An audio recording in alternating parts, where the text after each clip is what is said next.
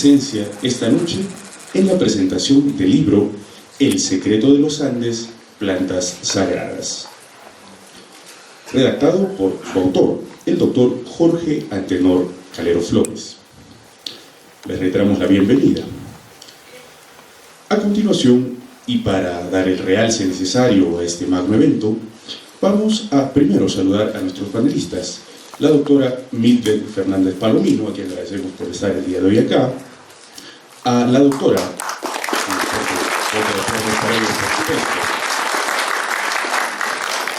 también contamos con la distinguida presencia de la doctora Sonia Raquel Oroz Márquez, directora del Museo Histórico Regional de Cusco, a quien brindamos un fuerte voto de aplauso. Asimismo, también para comentar este libro, agradecemos la presencia del arqueólogo Óscar Montúfar Latorre, a quien brindamos un fuerte voto de aplausos en agradecimiento por su presencia.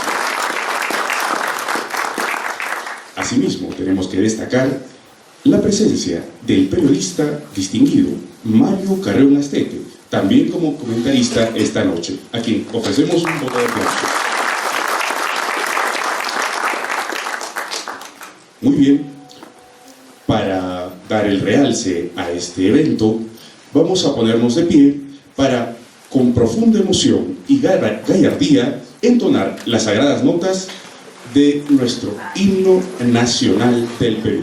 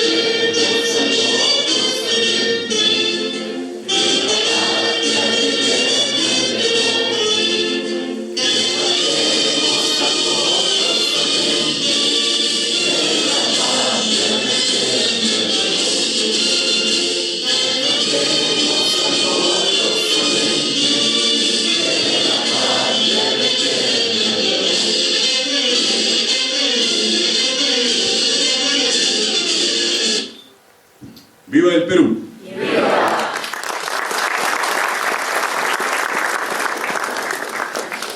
Muy bien, permanecemos de pie porque a continuación entonaremos las sagradas notas con el mismo sentimiento de el Cusco.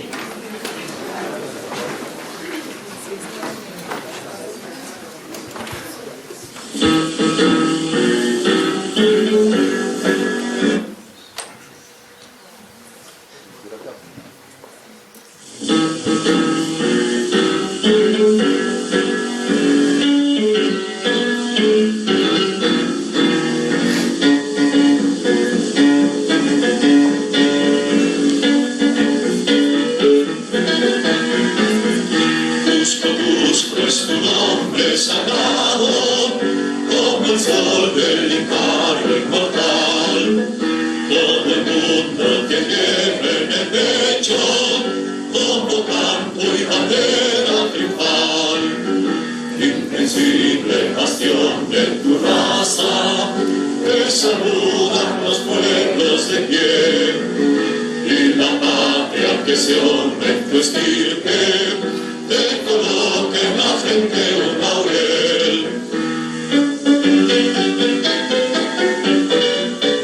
Busco eterno tus áureas reliquias, trabajaron mortales del sol. Tus hazañas tallaron los siglos y tu imagen la gloria esculpió. Que se pongan de pie las naciones, que disparen su canto de estrellas y que el mundo te rinda homenaje, inclinando en furor su mentón. Cusco es tu nombre sagrado, como el sol del Licario inmortal.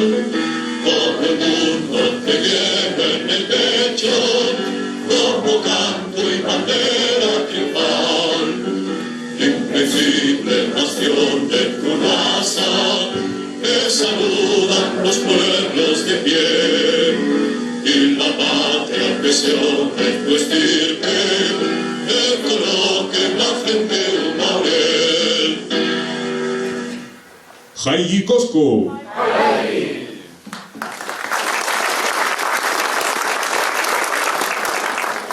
Muy bien, invitamos a todos a tomar asiento, muchas gracias.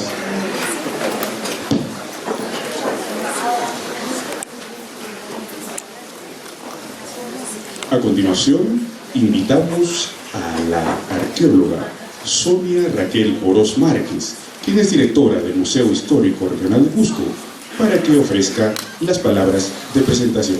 La recibimos con un fuerte voto de aplausos.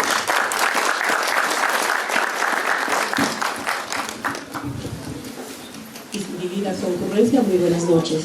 Hoy estamos reunidos para engalanar el inicio del mes jubilar del Cusco con una obra muy importante de un investigador cusqueño, compañero nuestro de aulas, un gran arqueólogo a nivel internacional, el arqueólogo Jorge Calero Flores, quien a través de sus investigaciones ha podido concretar esta obra importante que trasciende a nuestro pasado, desde los inicios de la cultura andina hasta la actualidad, en el cual muchos de nuestros estudiosos han venido pergeñando y escudriñando en las investigaciones, y quien nos lleva a la posta es nuestro gran investigador Jorge Calero, a través de esta investigación que ha de llegar más allá de las fronteras del país, y para orgullo de los peruanos va a dejar en alto el nombre de nuestro Perú.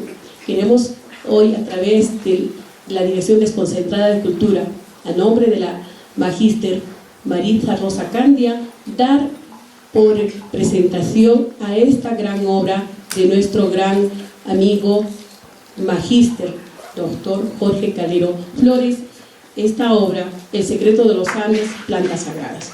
Recibamos con fuerte aplauso a esta noche.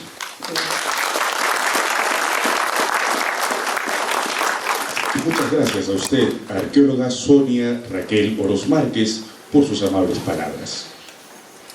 A continuación, y para ofrecer un comentario al libro que nos reúne la noche de hoy, invitamos al arqueólogo Óscar Montúfar Latorre, a quien recibimos con un fuerte voto de aplausos en agradecimiento por su participación. Muchas gracias. Bueno, ante todo, muy buenas noches a los representantes del Ministerio de Cultura, a Jorge, que más que un compañero ha sido un amigo desde la infancia, a las personas que se encuentran acá presentes y a todos ustedes. Bueno, para hablar un poco sobre el libro tengo que hablar necesariamente de Jorge, y me vas a permitir, Jorge, que hable un poco de las vivencias que hemos tenido cuando éramos niños y adolescentes. Tuvimos la suerte de conocernos hace más de 25 años, mucho más en el taller Inca, que se ubicaba en la calle Puputi, muy cerca del Colegio Garcilaso, que era el taller del doctor Manuel Chávez Bayón. Nosotros éramos niños, inquietos por la arqueología, pero a medida que íbamos creciendo, estábamos comprendiendo algo, ¿no? Que si bien a un inicio el doctor Manuel Chávez siempre trataba de que nosotros dejemos de querer a la arqueología, porque él siempre nos decía que la arqueología es una disciplina donde se necesita primero mucho dinero, hay que viajar, hay que tener una buena cámara fotográfica, hay que estar en todo lado, además de que hay que dedicarse de lleno a esta disciplina. Pero por otro lado nos encandilaba cuando llegamos al taller, porque al momento de entrar al taller todo era iconografía, todo eran imágenes, ¿no? Y hoy fíjense, producto de ello es el trabajo que justamente ha plasmado Jorge, hacer un estudio iconográfico en base a algunos elementos que ya los van a ver seguramente más adelante, y sobre todo hacer ese análisis iconológico, ¿no?, que hay. Muy pocas personas pueden hacer esto, y el doctor Manuel Chávez era una de esas personas que sí las hacía. Y él tenía en su taller de iconografía que venía desde Chavín hasta la época republicana y contemporánea. Y cuando uno entraba al taller, lo primero que hacía era ilustrarnos con ello. Y todos los días nos repetía ello. ¿Para qué?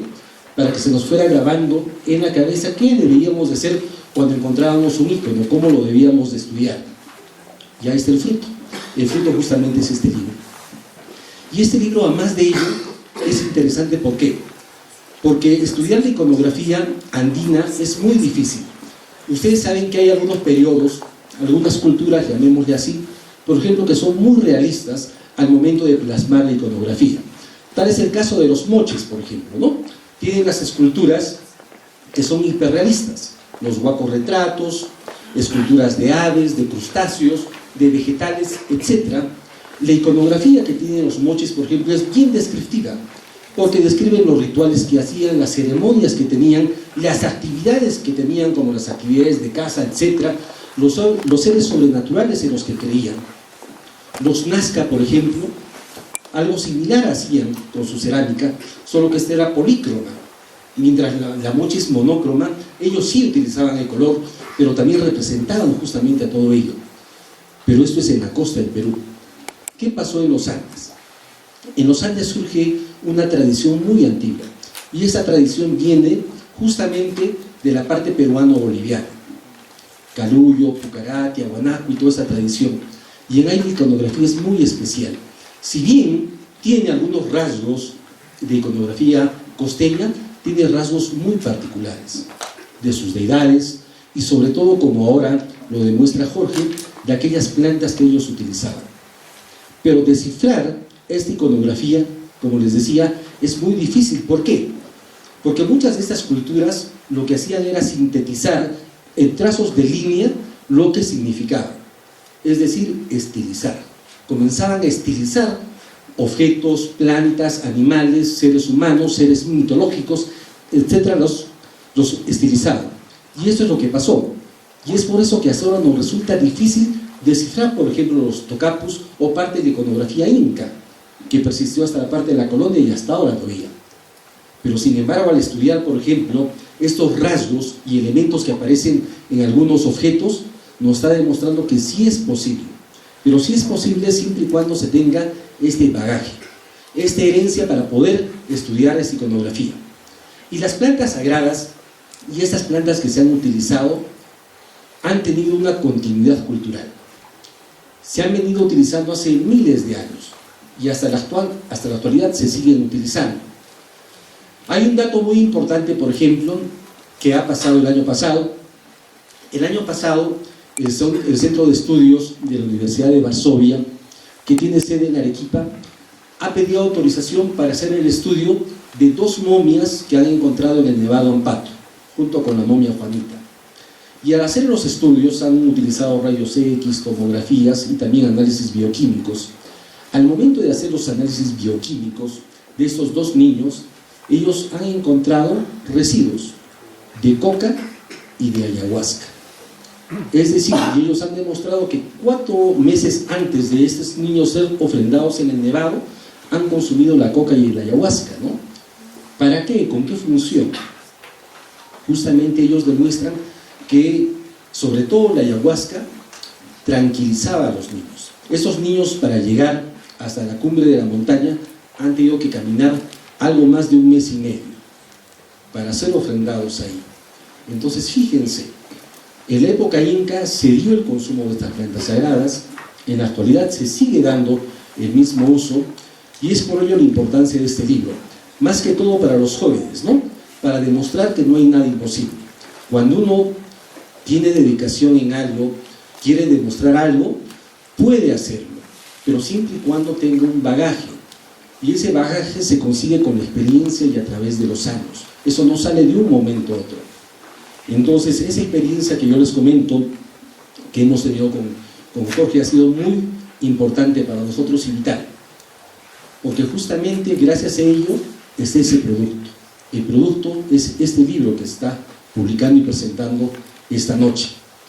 En ese sentido, quiero felicitar a Jorge por el trabajo que ha realizado, por el estudio que ha realizado, por el tiempo dedicado para sacar adelante este libro, sacar a la luz este libro. ¿Por qué?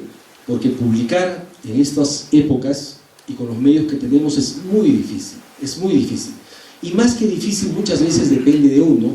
¿Por qué? Porque tenemos miedo a las críticas, tenemos miedo al qué dirán, me van a criticar, pero no es así. Jorge nos está demostrando ya con todos los libros que está publicando que no se debe de tener ese temor.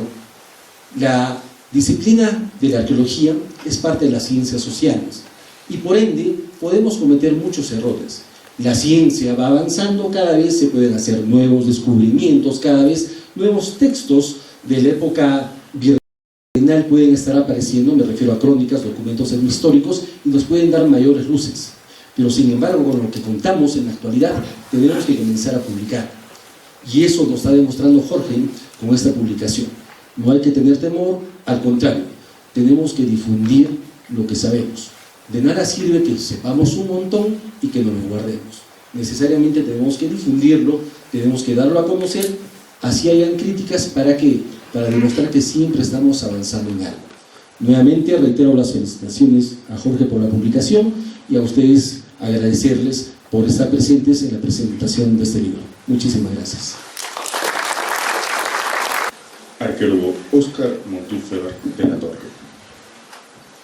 A continuación vamos a presentar a este magno auditorio el video promocional del libro El secreto de los Andes, plantas sagradas, del autor Jorge Antenor Calero Flores.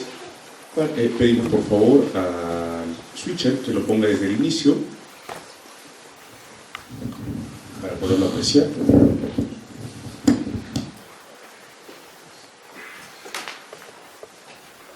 Desde el inicio, por favor, desde el inicio. Momento cero. A la 1, a las 2 y a las 3. Esos tiempos de caos en que la humanidad se aleja de su esencia, surge la luz de una ciencia pretérita, ignorada o desaparecida. Tras 20 años de investigación, los descubrimientos del arqueólogo y etnógrafo peruano Jorge Calero Flores develan el significado de íconos milenarios misteriosamente engarzados en figuras prehispánicas que representan a plantas sagradas hoy llamadas enteógenas, entre ellas la ayahuasca, la chacruna, el floripondio, la huica y el San Pedro. Estos vegetales mal llamados psicotrópicos fueron utilizados en la ritualidad y medicina andina desde hace más de 3000 años. Descubrir entre estas figuras el secreto de una medicina milenaria que consiguió entender y sanar el subconsciente, conocimientos de los que hoy tenemos una lectura de su verdad arqueológica y etnohistórica en el libro El Código Secreto de los Andes. Un fuerte voto de aplausos a nuestro doctor Jorge Calero por este trabajo cultural. Muy bien, muchas gracias. Ahora podemos volver a encender las luces para pasar a invitar a nuestro siguiente distinguido invitado que nos honra con su presencia esta noche. Invitamos a la arqueóloga Mildred Fernández Palomino para que realice el comentario de nuestro libro El secreto de los Andes, plantas sagradas, a quien recibimos con un fuerte voto de aplauso.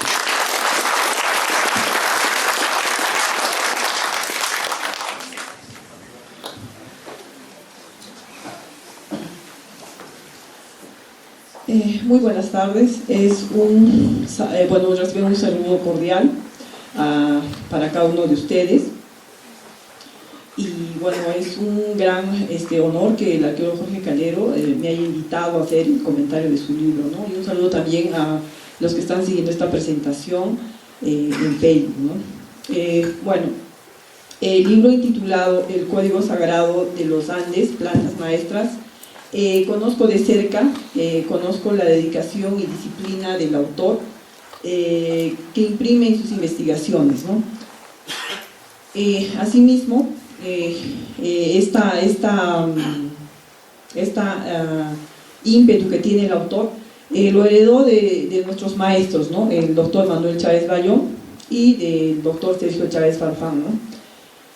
La primera edición de este libro fue auspiciada por la Municipalidad Provincial de Cusco a inicios del 2018, la que contenía el trabajo final del Máster en Valoración, Gestión y Protección del Patrimonio Cultural por la Universidad de Vigo, Galicia, España, presentada por el autor, quien se graduó con la máxima calificación, ¿no?, de sobresaliente.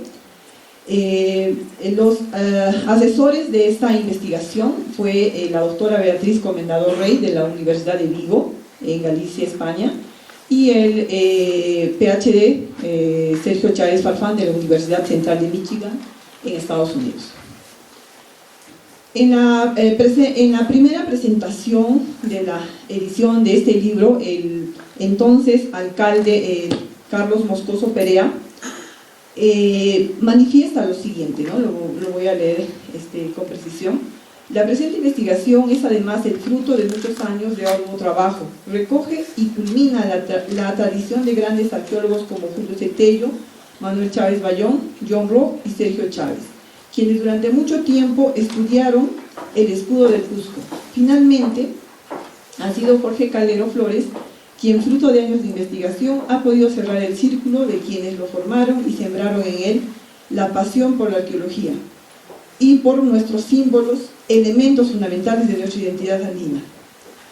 Moscoso se refiere sobre todo a la escuela que formó al arqueólogo Jorge Calero Flores, que viene a ser la escuela del eclecticismo inductivo, el particularismo histórico, ¿no?, que tiene su origen en el siglo XX. Y quien crea esta escuela es Frank Boas, ¿no? Frank Boas manifiesta que cada sociedad es un mundo particular y la situación que vive dentro de su propia historia. Entonces cada cultura se desarrolla en su propio ritmo, en su propio espacio. Boas es padre de la antropología moderna, quien instauró un sistema académico para la formación de antropólogos basados en los 4 campos: la arqueología, la antropología física, la lingüística y la etnografía, teniendo como principios el inductivismo, el eclecticismo y una aplicación estricta del método científico, rechazando así el deductivismo generalista. Frank Boas es considerado el padre de la antropología cultural norteamericana y es quien ha institucionalizado esta carrera de manera académica y profesional. Como fundador ha influenciado a un sinnúmero de discípulos, entre ellos los primeros, los cofundadores, es Herkovich y Kroeber, quienes difundieron esta posición culturalista y todas las variantes que conllevan con ello. Frank Boas es considerado como el padre del método de la investigación de campo. En ese entender, la escuela boasiana hasta nuestros días está vigente, ¿no?, y ha tenido la presencia en nuestro país desde hace muchísimos años, ¿no?, desde el siglo pasado, y uno de los discípulos, ¿no?, de Frank Boas fue, como lo dije hace un momento, Frank Robert, ¿no? Y dentro de ello también tenemos a John Rowe, ¿no? Otro de los discípulos de Frank Boas, que eso hay que tenerlo claro, fue el padre de la arqueología peruana, quien fue Julio Cetelli, que a la vez tuvo varios discípulos, entre ellos a Toribio Mejía Gespe, Rebeca Carrión Cachot, y entre ellos también al doctor Manuel Chávez Bayón.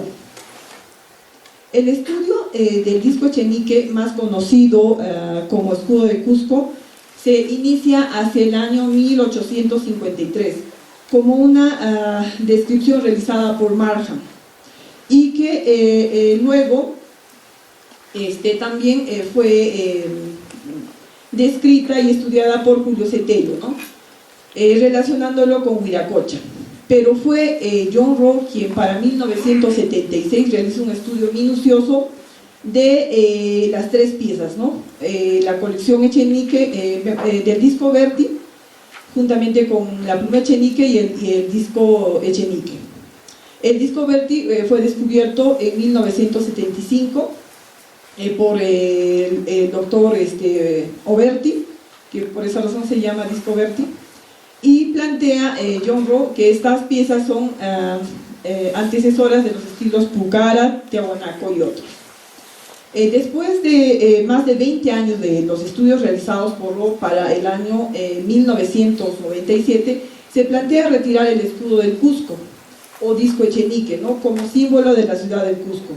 Pero esto por cuestiones, intereses políticos y particulares, ¿no? Para dicha intención, la Municipalidad del Cusco y el Centro de Estudios José Valcarce organizaron un simposio y para desmerecer la autenticidad de este disco, y lo cual ha quedado registrado en la revista del Instituto de Investigaciones Collana.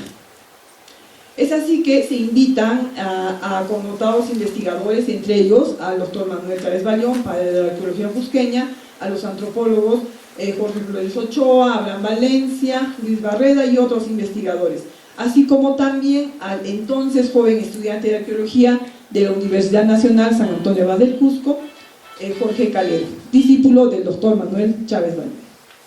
En dicho evento académico se mostró la autenticidad del disco Echenique, la importancia de este objeto, su ubicación en el tiempo y sus similitudes estilísticas con íconos relacionados con estilos cusqueños, entre ellos el estilo Chanapata, ¿no? Esto más o menos está datado entre 700 a 600 años antes de Cristo, quedando así frustrada la intención de retirar el disco Echenique como símbolo de la ciudad del Cusco. Para el año 2017, el autor de este libro retoma y profundiza los estudios de estas tres piezas antes referidas, ¿no?, el disco Berti, la pluma y el disco Echenique, identificando en ellas plantas maestras o enteógenas, plasmadas en la iconografía de estos íconos de la orfebrería andina, datados entre 700 a.C. La investigación realizada por Jorge Calero estudia a profundidad los elementos iconográficos, permitiendo en primer lugar establecer una propuesta interpretativa sobre la identificación, significado de los íconos presentes en estas piezas, no solo para el horizonte temprano, sino para periodos posteriores a este. Así también ha identificado y definido la representación iconográfica de arquitectura religiosa y sus elementos participantes con una presencia desde el horizonte temprano, 1000 años antes de Cristo, y sus elementos, y constituyéndose así en el origen de la tradición religiosa de la Señora de los Báculos, que se hace presente hasta después del horizonte medio, 1100 después de Cristo, cuyo origen es la región de Cusco. Esta importante investigación arqueológica va a ser un gran aporte para la arqueología peruana y mundial, ya que abre la posibilidad de ideoescritura para los Andes, hasta ahora desconocida en nuestro territorio, asemejándose a la escritura americana central, Esta investigación la he seguido de cerca y me complace en presentarla, y aprovecho la oportunidad para agradecer al autor nuevamente por haberme escogido para hacer la presentación de esta segunda edición de este libro, ¿no? Y vuelvo a recalcar que es un honor estar en este escenario y haber compartido alguna de estas apreciaciones académicas de este libro. Muchas gracias. Y un aplauso para el autor.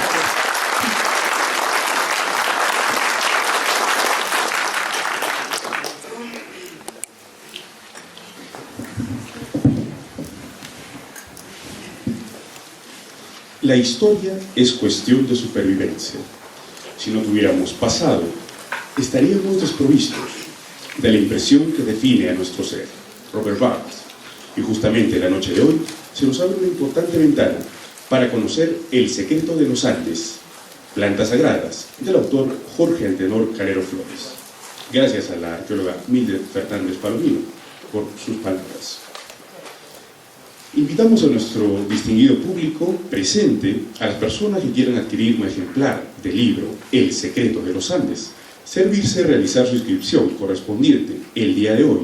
Y atención, se le brindará un descuento especial del 20% del costo del libro, que, de 50 soles, para premiar la asistencia del público presente, se le dejará el ejemplar a tan solo 40 soles.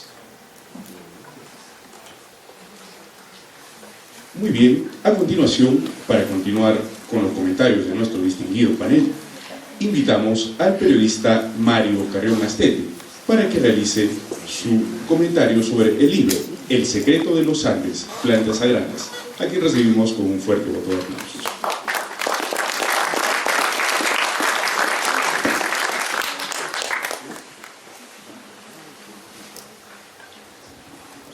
Distinguida concurrencia, Jorge, Mildred, Óscar, la representante y directora del Ministerio de Cultura, queridos amigos. La verdad es que yo me siento como un profano en esta reunión de arqueólogos, historiadores, por allí veo algunos doctores en biología, y bueno, yo no sé qué hago aquí, pero es la gran amistad que me une con Jorge la que me permite estar esta noche rompiendo la quietud de mi descanso habitual. Y es que la verdad, yo simplemente soy un periodista con una enorme fascinación por las cosas importantes de la vida. He sido testigo de los últimos 40 años de evolución cultural, política e histórica en el Cusco. De modo que con Jorge nuestra relación va exactamente hasta la casa del maestro Manuel Chávez Bayón, a la cual se ha remitido precisamente Óscar, porque esa era una casa de misterios, de figuras, de íconos, de gráficos, de secretos, de enigmas, que el viejo se encargaba de contarnos. Nosotros éramos apenas unos muchachos que no entendíamos muy bien qué era esta casa de locos, pero poco a poco nos fue ganando la curiosidad, y esa es a la que me trae esta noche. Porque no vengo como arqueólogo ni como biólogo, sino vengo como un ciudadano, un homus cusqueños curiosos por las cosas que ocurren en nuestra tierra.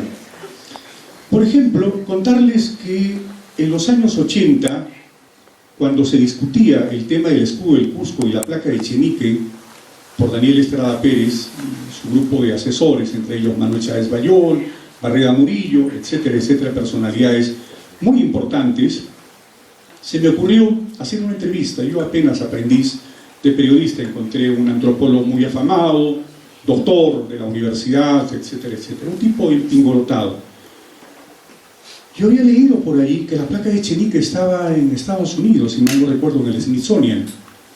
Le digo, doctor, ¿no sería interesante hacer que repatrien el escudo del Cusco?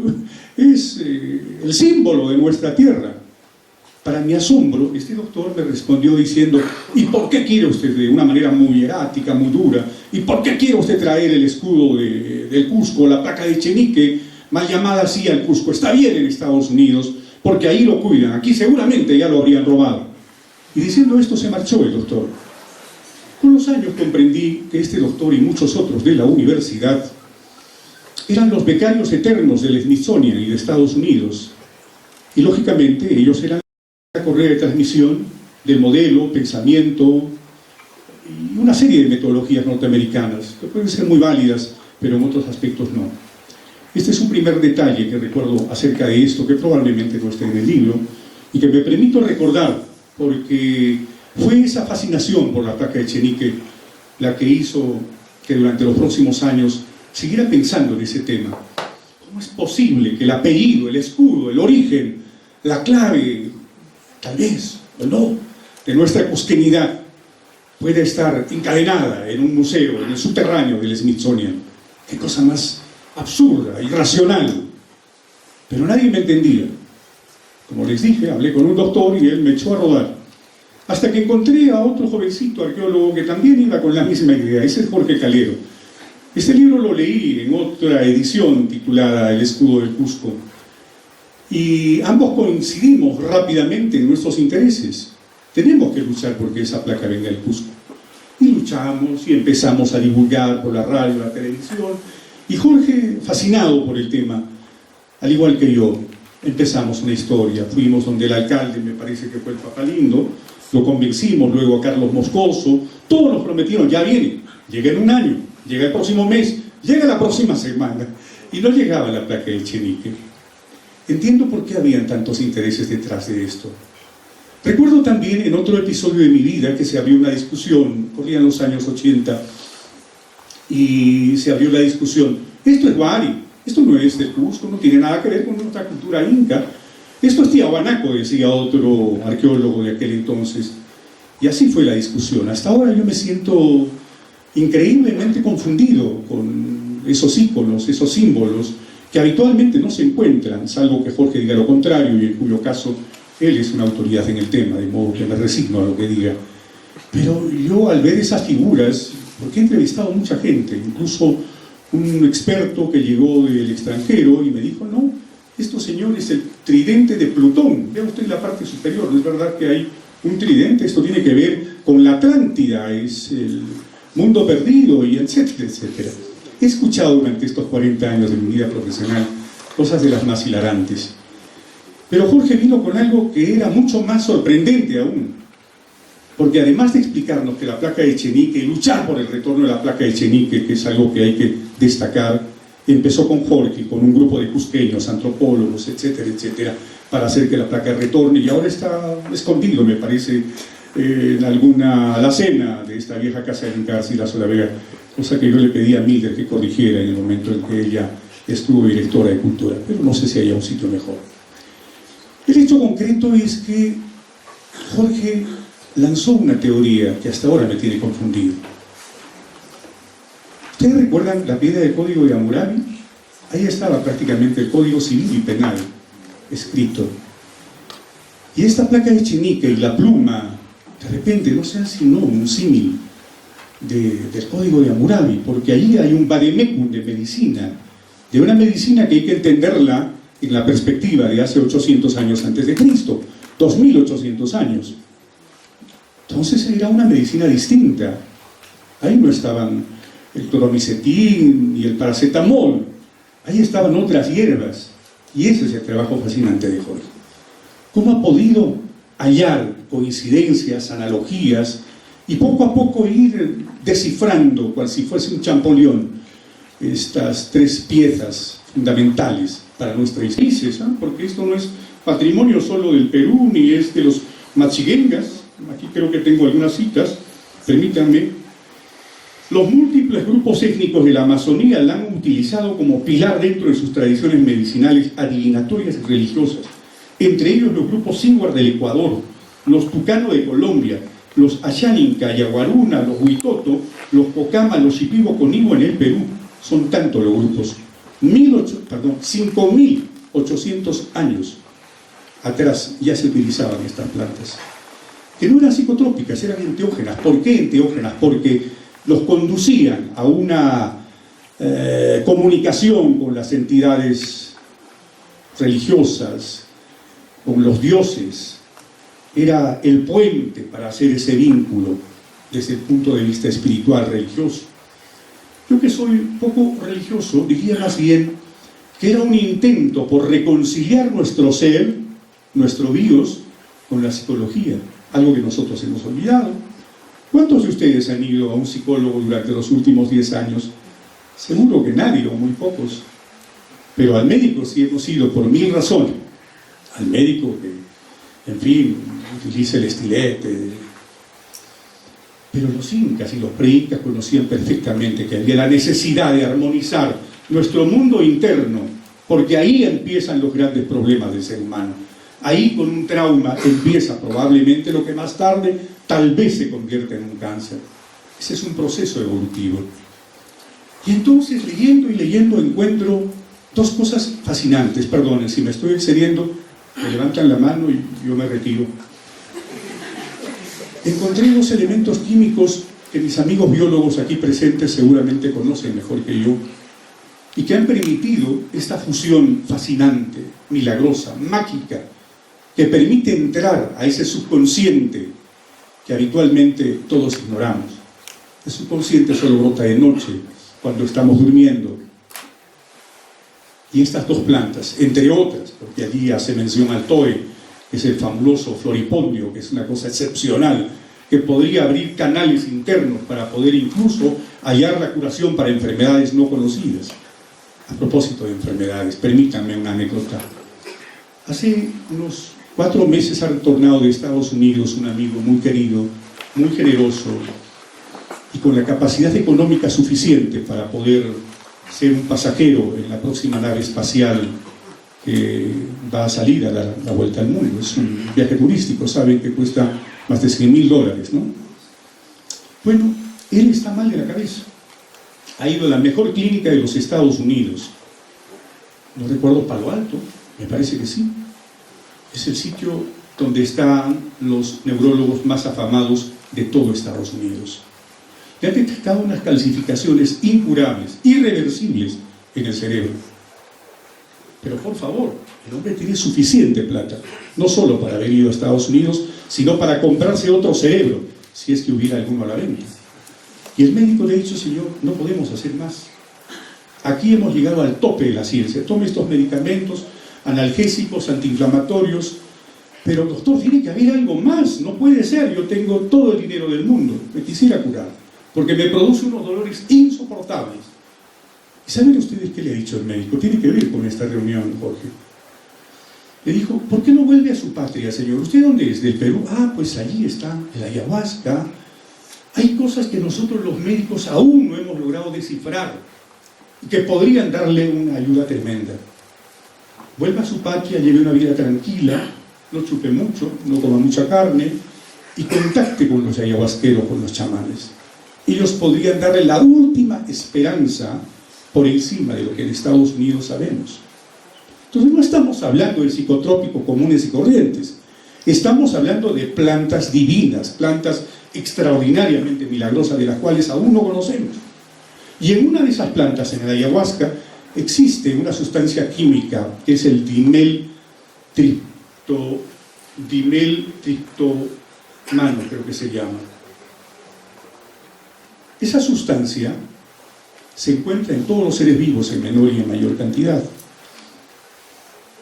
El dimeltriptomano, si es que no se llama de otra forma, es algo que está en el cuerpo humano y que sale a borbotones en 2 instantes de la vida. Es por eso que el libro me fascina, es por eso que creo que Jorge ha hallado una clave para poder descifrar la medicina de nuestros antepasados. No se trata de los blasones, del escudo, la heráldica, no. Aquí estamos hablando de otra cosa, estamos hablando de la ciencia antigua, una ciencia ignorada, sepultada por la invasión, sepultada por una serie de paradigmas contemporáneos. Sucede que ese dimeltriptomano se encuentra básicamente en 2 momentos en la vida del ser humano. Cuando uno nace, es una sustancia alucinógena que lo despierta al niño y que lo bota a la vida, lo lanza a la vida. Es allí donde surge el primer grito. Y solo en ese instante. Y en un segundo instante también sale a borbotones, porque es una sustancia endógena que produce el cuerpo humano al momento en que la persona fallece, porque fallecer implica otro salto. No sabemos si a otra dimensión, no sabemos si se apaga la vida o no, pero esa sustancia que contiene la ayahuasca está presente precisamente en esos 2 momentos del ser humano. Y el ayahuasca lo tiene. Y el ayahuasca, con un consumo adecuado, mezclado con la chacruna, que tiene otra sustancia que se llama monoaminooxidasa, puede producir efectos realmente impresionantes de curación. Mi curiosidad viene por el lado de la ciencia médica.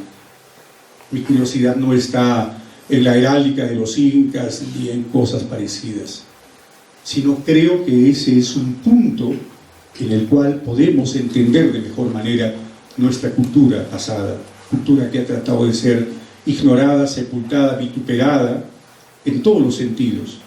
Es por eso que el trabajo de Jorge merece el aplauso de todos ustedes. Buenas noches.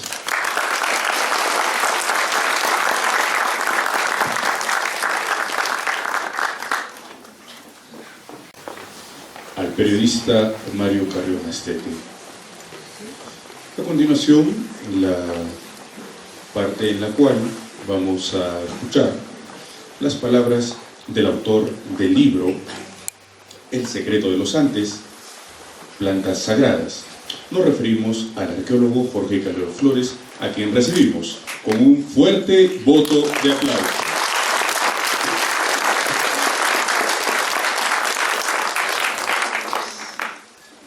Muy buenas noches con todos.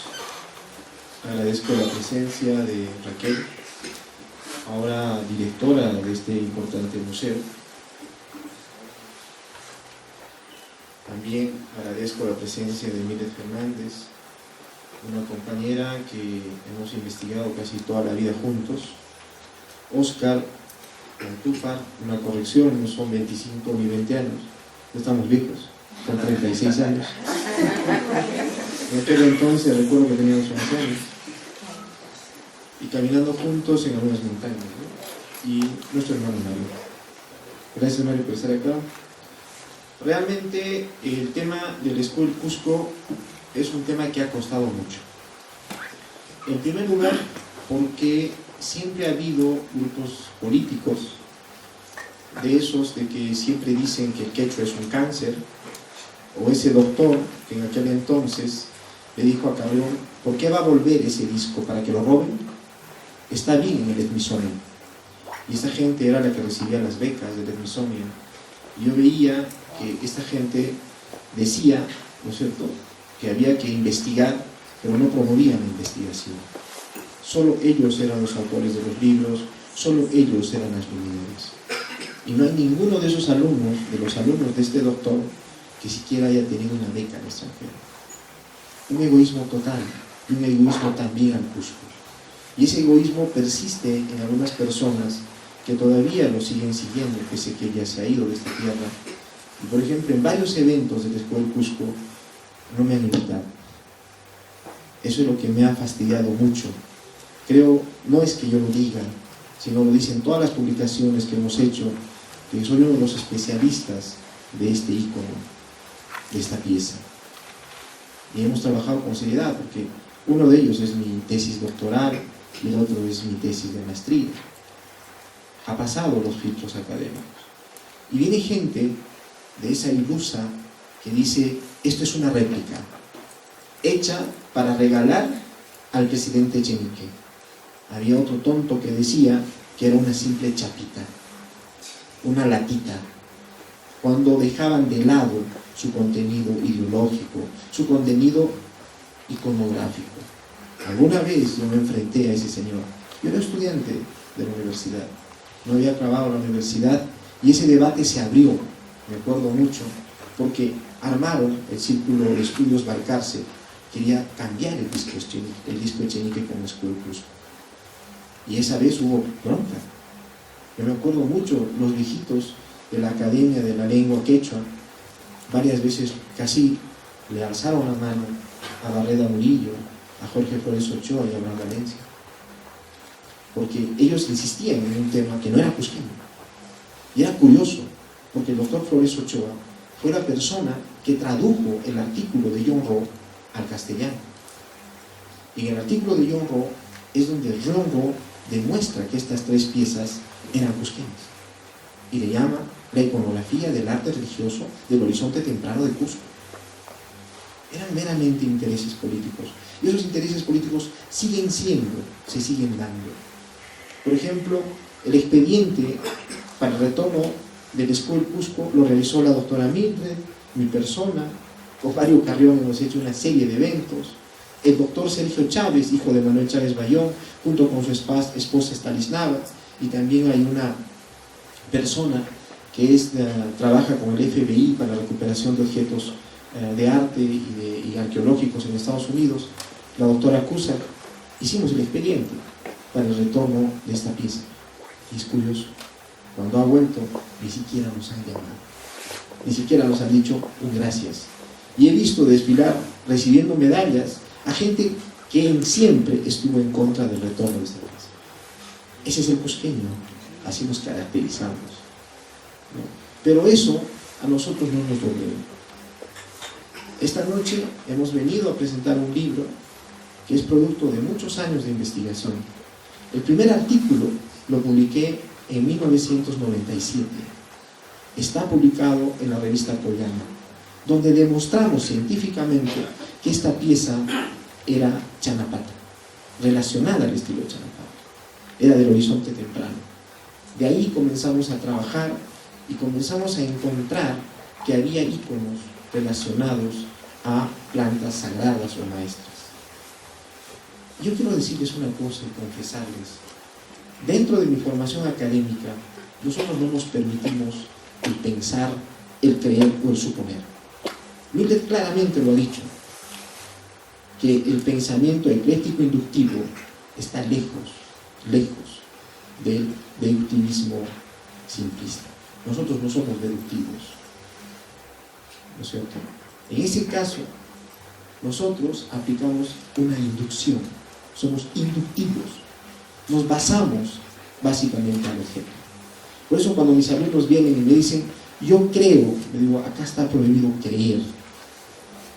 La arqueología es una ciencia fáctica y tienes que basarte en la documentación. Tienes que basarte en el objeto.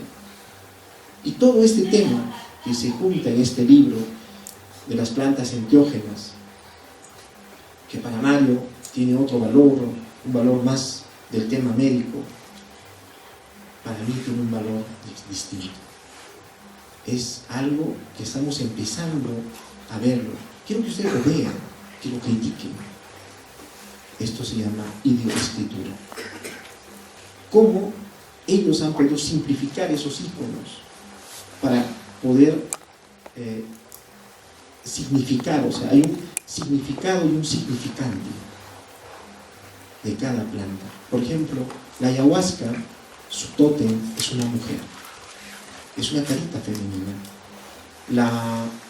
La chacruna, su tótem, es un felinito pequeño que está saltando, chiquito, ¿no? Y está en los dibujos de la pluma de Chenique.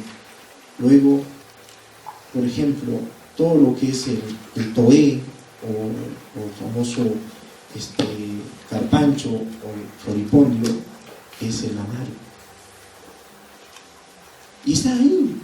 O sea, nosotros no hemos forzado el tema. Simplemente lo que hemos hecho, hemos aplicado desde un punto de vista émico la lectura de estos íconos. Y eso es lo que ha salido. Ahora Mario dice, todavía faltan íconos por descifrar. Todos ya están descifrados. En esta última edición, toditos hemos hecho. Hasta hemos encontrado que en la parte de encima está la crucecita, ¿no es cierto?, que parece un tridente. Eso había sido, no San Pedro, había sido un cactus, que es el famoso Havan Collay. Y ustedes dicen, pero no es alucinógeno. Mañana se los voy a demostrar en la conferencia que sí tiene un contenido alucinógeno. Y generalmente se encuentran quemadores, no incienseros, porque el incienso viene de Europa. Y dicen, inciencero Pucara, está mal dicho. Inciencero Tiwanaku no, es un quemador. Y en esos quemadores estoy proponiendo que se están quemando las espinas de estos cactus que tienen mayor concentración de la alcaloide. Entonces, ahora, en las exploraciones que hemos hecho estos años con Mildred y con el equipo de los estudiantes que siempre me acompañan, por ejemplo, han visto este video, van a ver muchas cosas, trabajo siempre con los estudiantes, porque creo que hay que dejar un legado. Algo que siempre me fastidió del doctor Manuel es que nunca escribió nada. Mejor dicho, me corrijo, nunca publicó nada. Ha dejado 14 libros inéditos. ¿Qué tal tarea que nos ha dejado? Ahora el doctor Sergio y mi persona, la doctora Mildred, estamos preparando esas ediciones. Y ese tema del temor a publicar. Y también hay otro tema. Yo me acuerdo mucho de una profesora en la universidad de tacos chuequitos y cabello planchado, con ese ternito arrugadito, que me decía: si el autor lo dice, tú no puedes discutir. Yo les vuelvo a decir algo: los libros están escritos por humanos, no por dioses, y tienen errores y se pueden corregir. Y generalmente he visto que en las universidades, que en vez de ser un conocimiento universal, se agarra con un sistema dogmático. Nos tenemos que basar solo en tal libro, y no puedes salir de ese libro, no puedes discutirle al autor. Y el otro tema también: ¿cómo le vas a discutir al doctor? No sé, si sea el doctor, te hace divino. Aquí el conocimiento se construye. Y una de las cosas también que siempre hemos propugnado, gracias al doctor Manuel, que el conocimiento tiene que ser para todos, no solo para una élite. Por eso los libros que nosotros escribimos tratamos de hacerlos de una manera más didáctica. Y me acuerdo mucho, el viejo miraba los libros y decía: este libro no sirve, no tiene dibujitos. Entonces hay que hacer libros que sean atractivos a la juventud. Y quiero terminar contando algo un poquito largo, pero quiero contar cómo conocí a Chávez. Porque a las finales, él está presente aquí.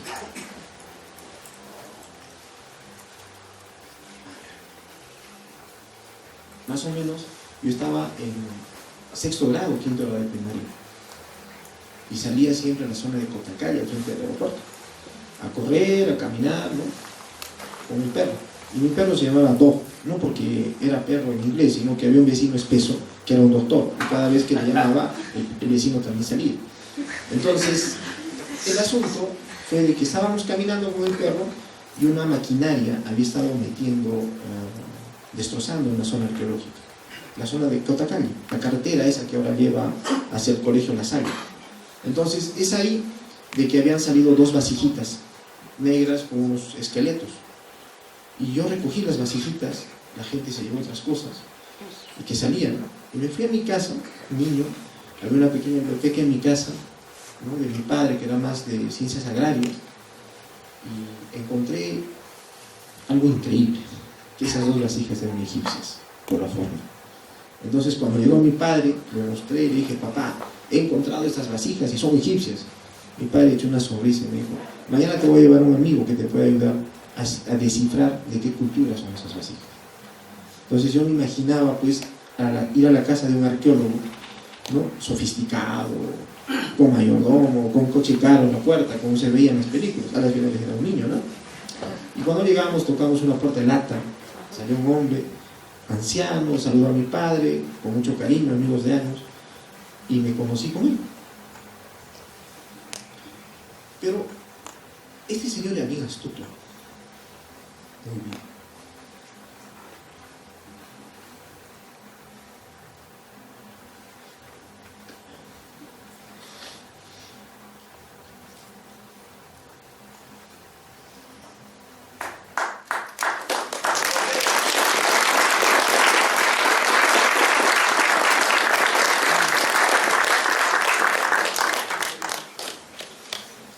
Que se me pase lo mismo un ratito.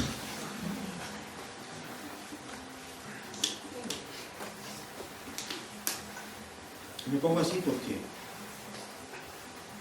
era una persona que siempre te motivaba y te acompañaba.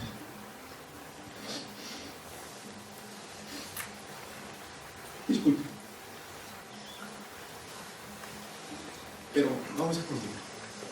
Entonces él agarra y me manda a comprar a Corina Mato a la librería una serie de cosas, ¿no?, cuadernos, colores, un libro empastado, me acuerdo mucho. En eso agarramos, fui a comprar, le di el paquete y el viejo agarra y me dice: ¿Ves este cuaderno? Es un cuaderno empastado. Todo arqueólogo tiene su diario. Y estoy ahí, empecé a hacer, me regaló mi primer diario. Ese día marcó mi vida, porque de ahí con Oscar hasta nos escapábamos del colegio para ir a ver, y trabajábamos juntos, avanzamos, nunca fue mezquino en nada, todavía nos dio, nos enseñó. Y ahora recuerdo mucho, y por eso me pongo a llorar. Cuando entré, lo primero que vi fue el disco Echenique. Y cuando era niño miré y dije, esto debe ser un marciano, una cosa de esa, como él vendía, ¿no? Y ahora fíjense que gracias a la mano de ese hombre, a ese gesto de haber llenado un diario con su mano y haber motivado a un niño, ahora tenemos algo que eso está sujeto a una corrección, está sujeto siempre a la crítica, no es nada perfecto, ¿no es cierto? Como les voy diciendo, pero ya está, es un libro, es una contribución al Cusco y también es un homenaje a él. Les agradezco mucho y les pido las disculpas. Justamente en estas épocas él salía a dar conferencias, esas conferencias a su estilo, y agarraba unos papelotes grandes y comenzaba pues a dar. A las finales él era pues un alumno de Taylor, él era el padre de la arqueología cusqueña. Muchas gracias.